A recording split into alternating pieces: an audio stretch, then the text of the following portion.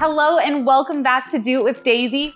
I'm Daisy. We've got Megan and Waffles and Larry here with us too, and we are so excited to celebrate the holidays with you. Today, we are making Canine Coco. It's my dog-friendly twist on a hot cocoa that you can share with your pet for the holidays without causing any harm to them. As we know, chocolate is toxic to dogs, so we have a dog-safe alternative, carob here. Carob powder is not only free of theobromine, but this is also a sugar-free food. So we're going to make sort of a healthier version of hot cocoa for ourselves and a dog-safe version of hot cocoa for our pets all at the same time. So this is gonna be a really fun treat to share together. So first thing we're gonna do is we're going to make sort of a sugar-free chocolate paste using the carob powder. We're going to take about 2 tablespoons of carob powder for each cup of hot cocoa that we're making. So we're making 2 cups, so we want about 2 tablespoons. I'm using a teaspoon, but I'm making it like super heaping. So that's probably about 2 tablespoons. And then we're gonna add a little bit of water so that we can turn this into a paste. We're gonna do about equal parts powder and water.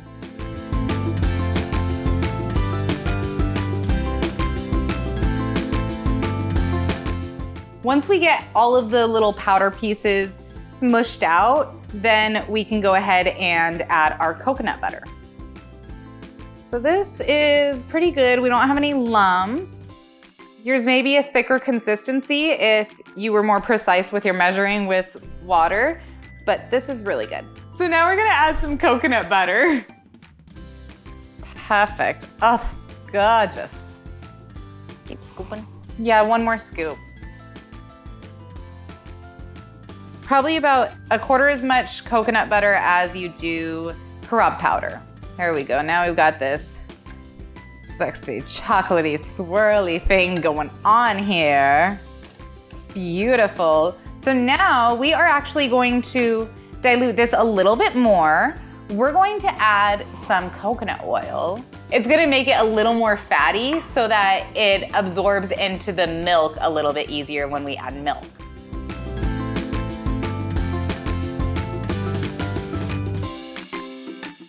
So when we add the coconut oil, we can see that it was a liquid state for most of the time that we've been making it, but this is a much more fluid state that's going to make it much more mixable. It's gonna mix into our milk a lot easier.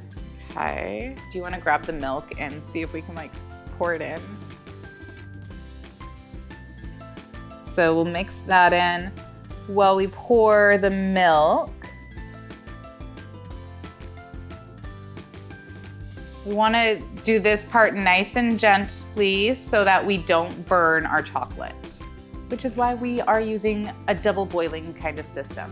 We've got water boiling underneath, which helps slowly warm the plate, salad bowl thing that I'm using above, and that helps to make the chocolate melt slowly without burning, especially if it's constantly moving.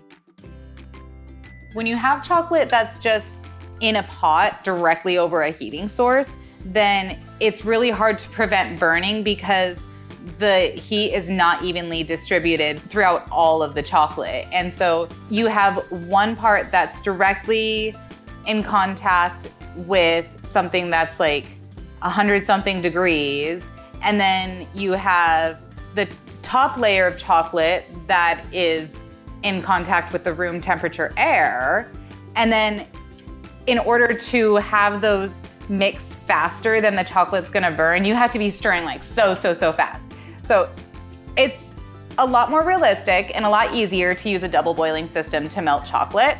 And as we add the milk at first, we want to make sure we're still over the double boiling system until the chocolate gets really, really thin.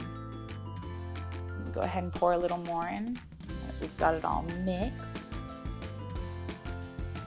Perfect. So now this part's optional. Carob is naturally a lot sweeter than cocoa is, so you don't necessarily need to add a sweetener, but since we're making this as a holiday indulgence, then I really want to make it as sweet as possible. I'm not sure if I'm gonna wanna add more honey, Yeah. so I don't wanna get the spoon dirty quite yet. All right. I'm gonna stir that honey into there. And now we're going to transfer our concentrated cocoa into a pot so that we can safely add more milk.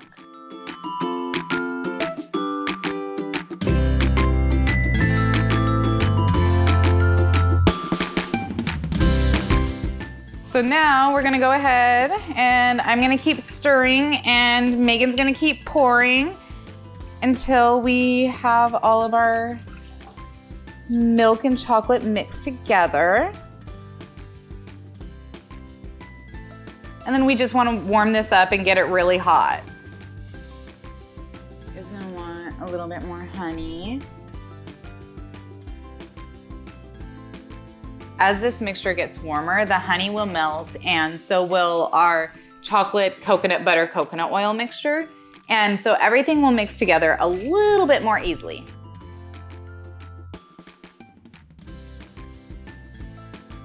I think just a little bit more honey because it is getting pretty sweet, but like I said, we're doing a holiday indulgence style dessert drink, so we definitely want to do more.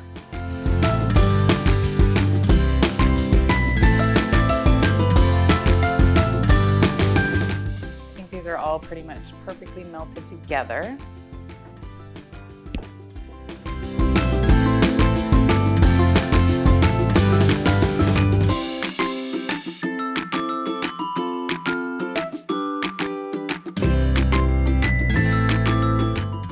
Now, there's no sludge left at the bottom. For the final test. Careful, it's gonna be hot. I was gonna say, it feels hot in my hand. Oh, that's great. That's really good. That's like a warm, snowy day. Yeah, I was literally thinking like that. Mm-hmm. It's funny, like that's like such an oxymoron, a warm, snowy day. I'm like, no, when it's all snowy outside and you're warm by the fire with your cocoa. Like, you know the air is cold, but you're warm. Right, like I'm like, I just got in from playing outside in the snow and now I'm bundled up next to the fire with my cocoa. You hear the snowmobiles in the background. That's a winner. Oh yeah, that's amazing. Thank you so much for joining us. I hope that you enjoyed this video. And if you did have a good time with us today, make sure that you hit that like button and share it with a friend. And definitely subscribe so that you don't miss any of our dog-friendly content. We'll see you next time.